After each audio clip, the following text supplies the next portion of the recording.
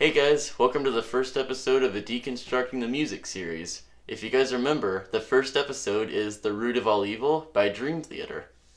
So the isolated tracks are from this app called Cramit, and what I'm going to do is I'm going to go through one section of the song at a time, point out some of the facts, secrets that you didn't know in the song, like the Easter eggs, basically.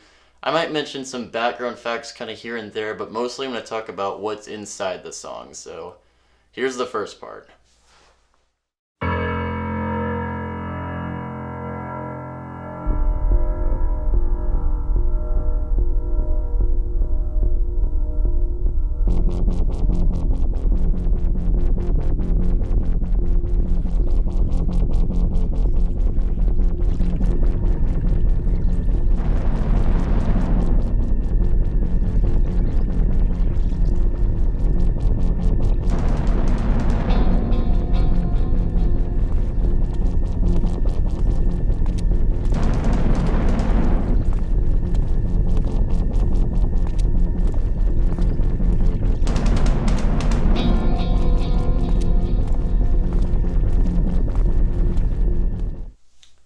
Okay, so that whole section, according to Cramit, that's called the pre-intro section. According to Song Facts, that part is actually inspired by the song Welcome to the Machine by Pink Floyd.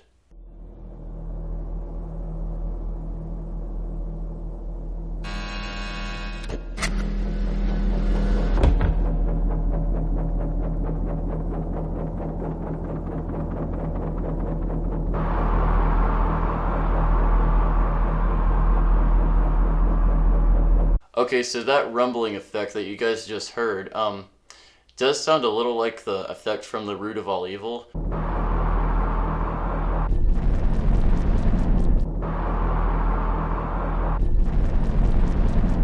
But when I listened to the song on Cramit, that part is apparently a drum sound.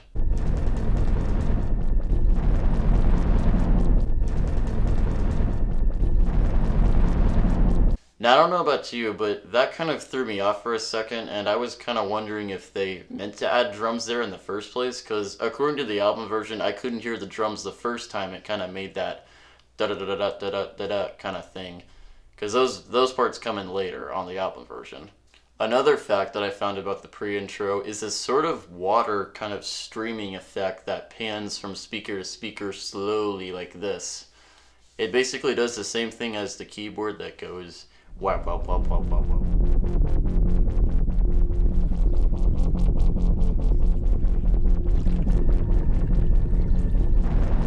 Unfortunately, that sound effect is not found in Cramit, so maybe they just forgot to include that in the app, or maybe it just didn't exist by itself, or maybe the tape was lost, or I don't know, MP3 digital kind of track. I don't know what they had back in 2005, but who knows? That track was apparently not in Cramit, so if you guys want to imitate that, unfortunately, that track is not available on its own.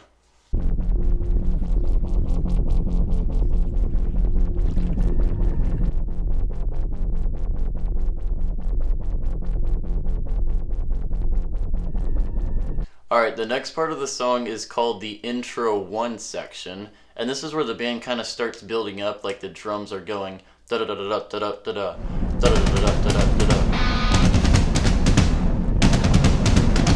Another thing I found out about Intro 1 was the fact that the drums are actually layered. The first drum track I discovered was a sort of mono track with stereo effects on it. This actually starts in the pre-intro, not Intro 1, where it kind of builds up. It starts a little earlier, so like once again with that rumbling effect, I don't know if that's the same thing, but my guess it'd probably be something a little different than that. But anyways, the sound effect after that rumbling effect is a mono drum track.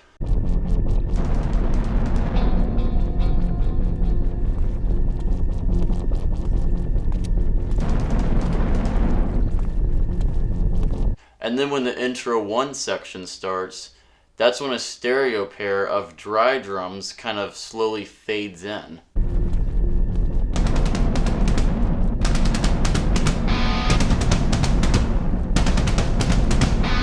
The third drum track is actually another stereo pair of drums that like really build up the song. So after the first like 2 or 4 measures of da da da da da da da da da da da da da da da, another pair comes in after the first 4 of those. So like throughout the rest of the intro 1, there's another stereo pair that actually builds it up really good.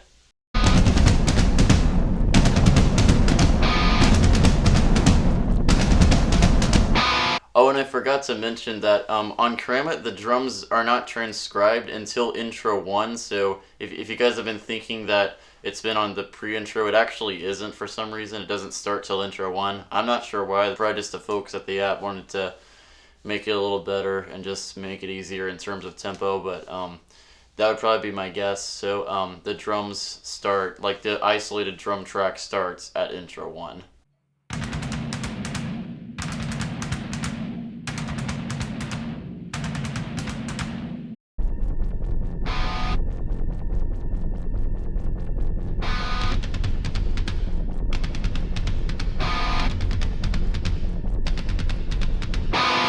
Guys, I just now made a discovery. So if you remember Drumavarium, the kind of thing I mentioned in my last video, this contains footage of Mike Portnoy drumming in the real recording sessions of Octavarium. So I think I got this from a channel called JT Tracks, and so what I've done is I've compared that track to the original album version, and check this out, like this is the first notes that he plays, and they actually line up with the rumbling effect. It's crazy.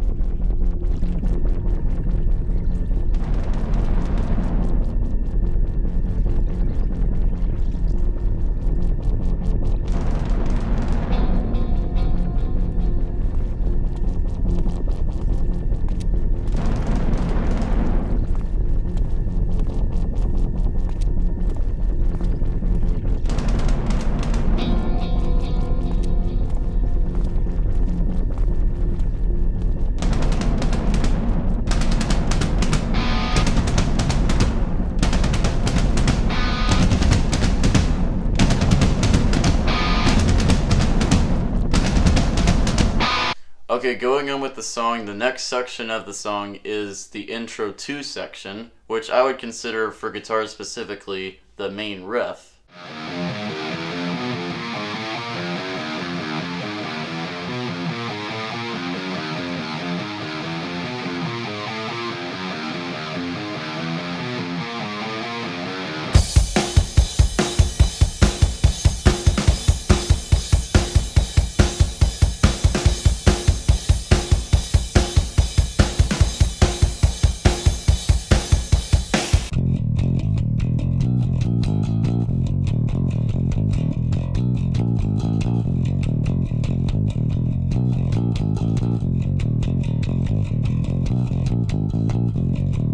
Alright, now we're into the first verse of the song, and one thing that really stands out to me about this is actually the keyboards in it.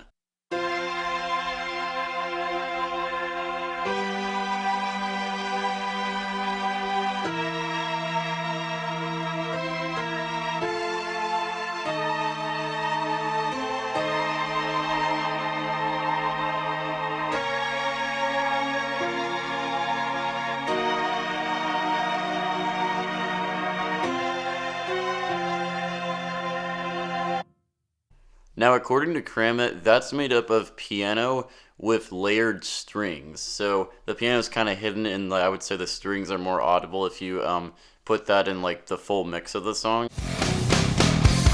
Proud enough for you to call me arrogant, greedy enough to be labeled a thief, angry enough.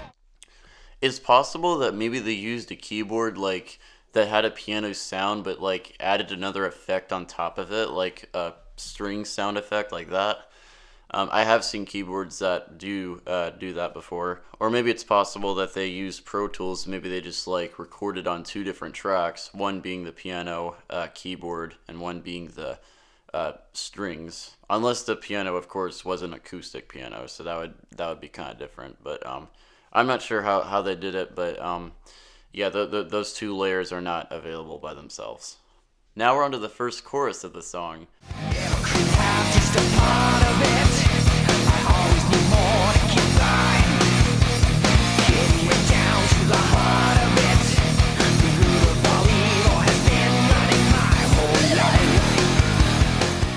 Now, one of my favorite things about this chorus is the guitar riff.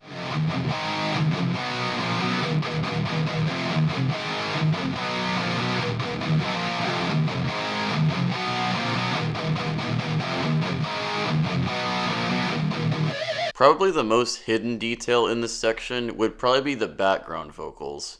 When James LaBrie sings "Never could have just a part of it, I always need more to get by," hanging right down to a part of it, "The root of all evil has been running my whole life."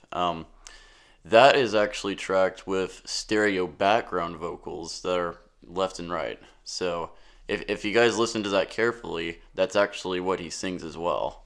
Never could have just a part of it. I always need more to get by. Never could have just a part of it. I always need more to get by. Never could have just a part of it. I always need more to get by. Okay, now the next part of the song, they don't even have this in Cram It, but I would consider this part right here to be the re-intro.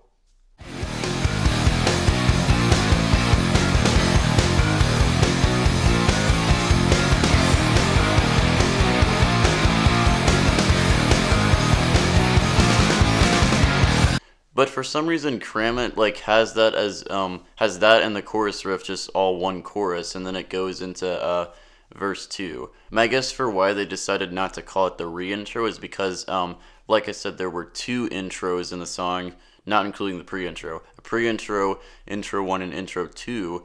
Intro 2 is kind of like what they were playing as the re-intro, so maybe they just didn't want to get mixed up with the intro 1 riff because otherwise, they would probably call it like re-intro 2.1 or something. Maybe they just didn't want to do that, but I would consider that part before verse 2 the re-intro, but you guys can have your opinions on that.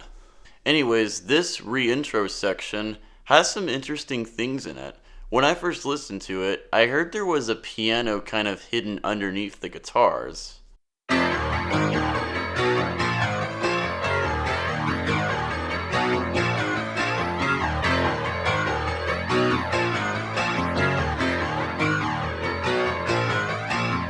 And then after that is actually another pair of guitars.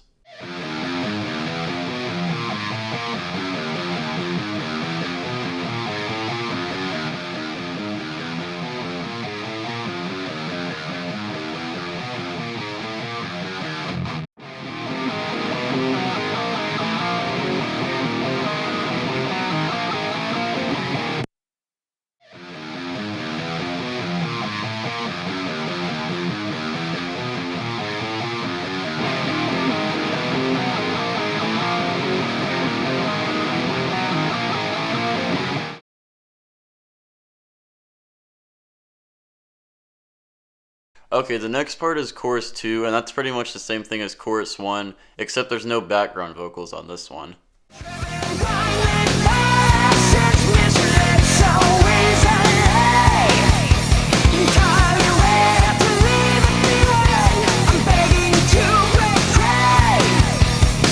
Okay, now we're into the bridge section of a song, and to me the thing that's most hidden is the piano underneath it. And so it starts off with a chorus and phaser effect on it, and then later it's layered with strings. Check it out.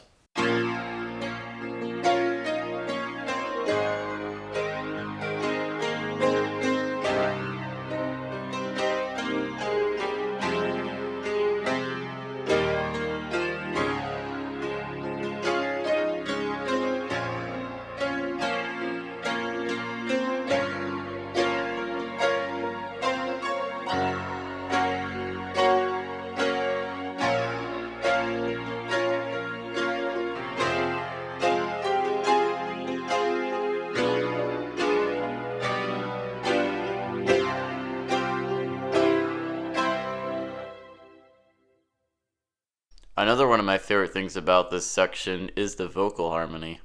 That keep burning deep inside. Burning deep inside. That keep burning deep inside. The last hidden detail that stood out to me was actually the bass track in this section. I was actually surprised to hear that there was actually two bass tracks, one that was just really clean, and the other that was actually distorted.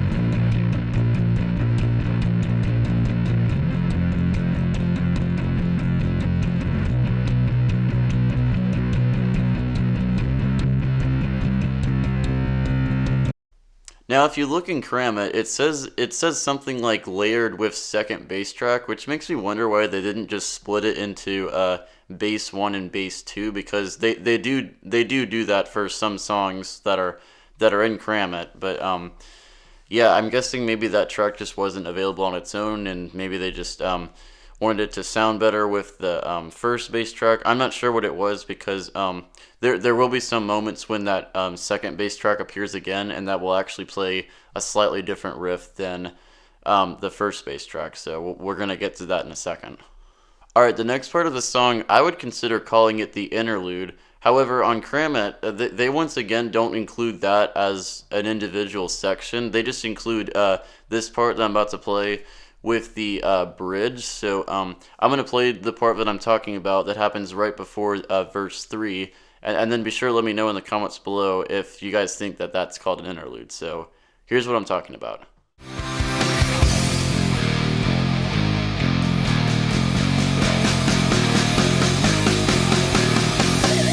So once again, I'm not sure if that's called an interlude, so you'll have to let me know in the comments below if you guys would consider it that. But anyways, one of my favorite things about this section is the guitar build-up. It starts off with one guitar in the left speaker, and then the right guitar joins. Kind of like how you hear a lot of Metallica songs, especially in their first album, Kill 'Em All. It happens in, I think in like the Four Horsemen, No Remorse, and probably a lot of others in that album.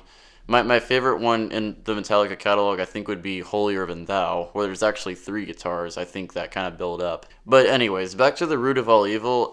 One thing that stood out to me about that build-up part was actually what the bass was doing.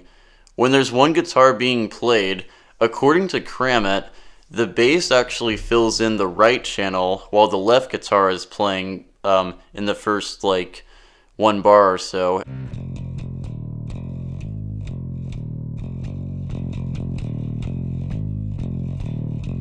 And then when the second guitar joins in, the bass moves back to mono. According to the album version, the bass seems like it just stays as a mono track when the left guitar starts, and then same for when the right joins in.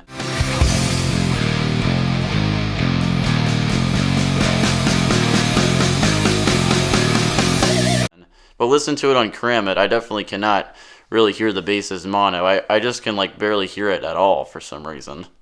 It's really confusing. So after about 4 more measures of that riff, the next section, according to Kramit, is called verse 3.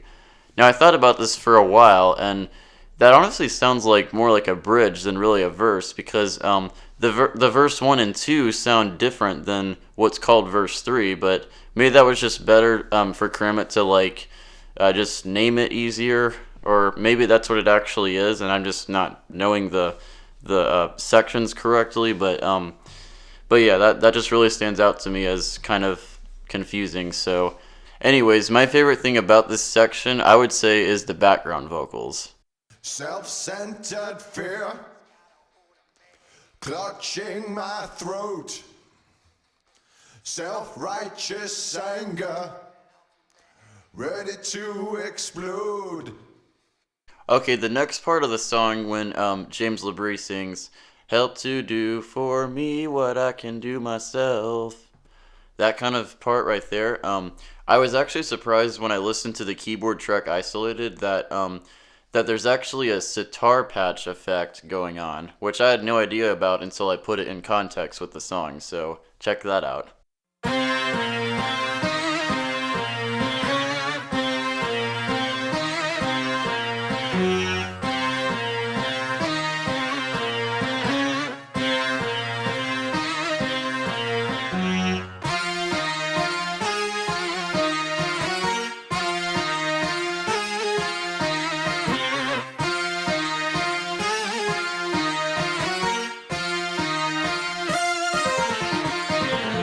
Alright, the next part of the song is called the B section, and that's when James sings, "I can feel my body breaking."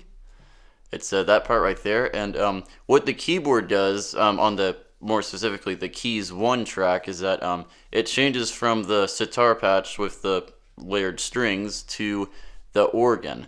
It's actually two separate tracks that recorded, but are just put on the keys 1 track. I'm not sure why it's not on the keys 2 for some reason, but this is what I'm talking about.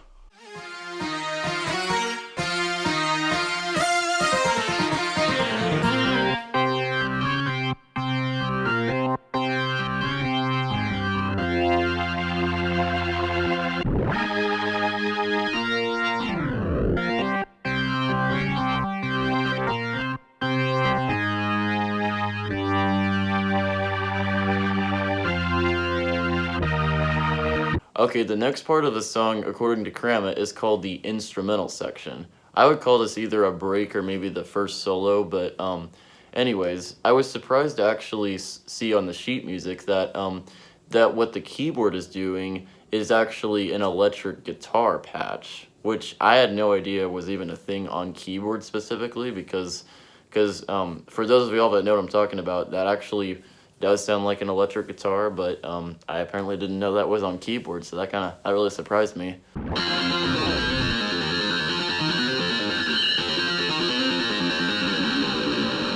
So after it does that for a few measures, a real guitar joins in on the left.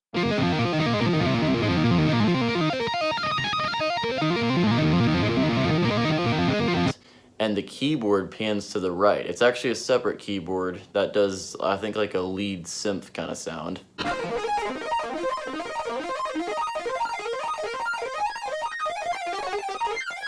Not only that, but in the center there's actually a bass that's playing, which is maybe separately recorded from the main bass part. Maybe it was recorded on the same track as the distortion bass. I'm not sure what, but I was surprised to discover this.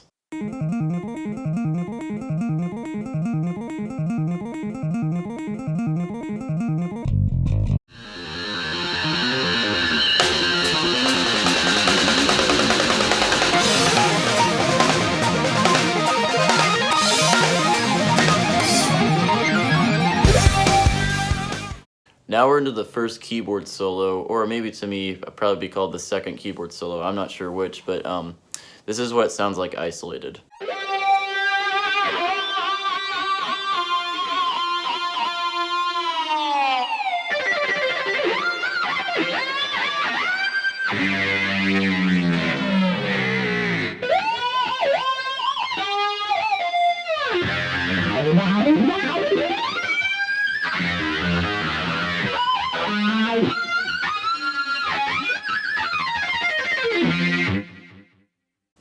Now let's hear what the guitars underneath are doing, because this is definitely really helpful when you have the isolated tracks.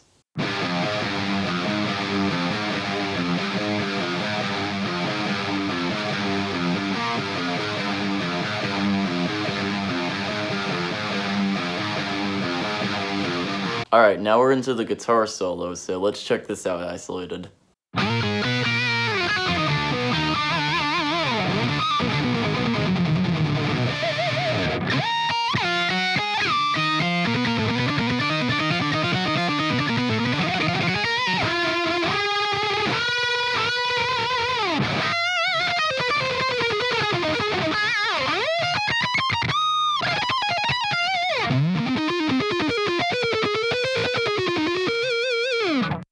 Alright, after the guitar solo is chorus 3.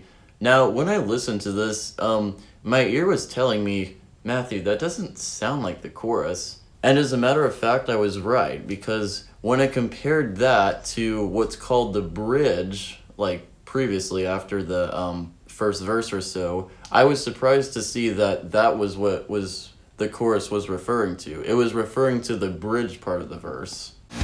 Take all of me.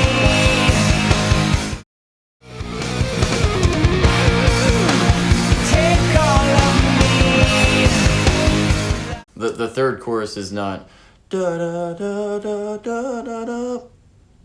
Instead, it's da da da da, which I guess was more fitting and maybe after the guitar solo. I'm not sure what it was, but how Kramit has it is kind of a little weird how they would have like the bridge as the chorus 3 riff. So it's very confusing, I know, but yeah, I guess that was just their opinion, or maybe they just wanted to be as easy as possible as to arranging it. I'm not sure what, but you'll have to let me know in the comments below just kind of how all that works, because that's because Dream Theater is kind of a weird band for arranging things, but in a good way. So yeah, they definitely have great stuff.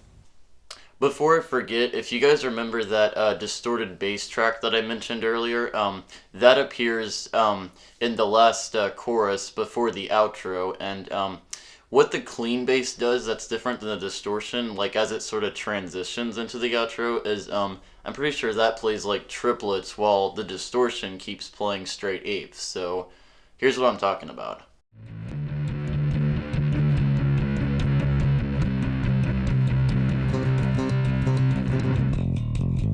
So based on hearing that and seeing the sheet music, that makes me think that that was actually an overdub on the bass track. Like maybe they just added that and then just mixed it in, and there's not a way to get the magic out of that without using AI, that is. I mean, of course you can with AI, but just like maybe there's no way to get the individual studio track out of there just physically so you can like clearly hear it. So based on seeing that, I don't know if that bass track is available on its own. But I don't know if the two are available on their own. So yeah, that's all the distortion bass does for the rest of the song. So after the last chorus is the outro, which obviously is the same as the intro, not the re-intro, to be confused with that.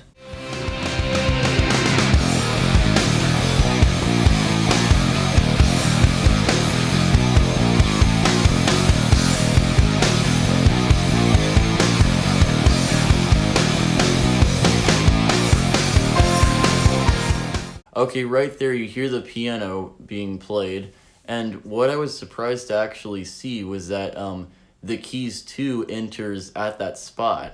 I know it doesn't have any other parts available like the kind of keyboard that pans from speaker to speaker at the pre-intro, if you guys know what I'm talking about. It doesn't have that available, and for keys 1, however, covers the piano that plays the F note at the very beginning. So I'm not sure why the keys 2 enters at the very end, and what it is a I think a mellotron kind of sound, which I didn't know about because it was well blended with the piano.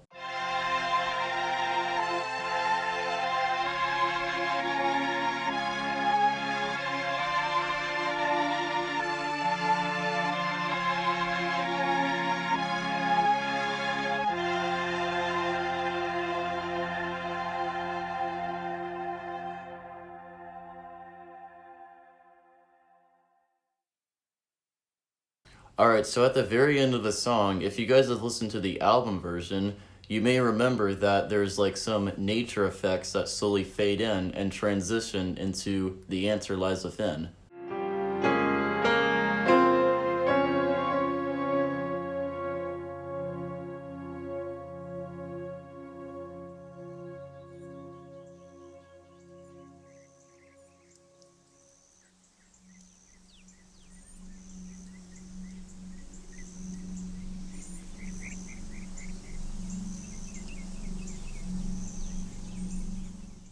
Well, it's not available on Kramit for whatever reason. I mean, of course, that wouldn't be something playable, so I'm not saying it's like referred to as an instrument, obviously, but they just don't have it like as the backing track or whatever.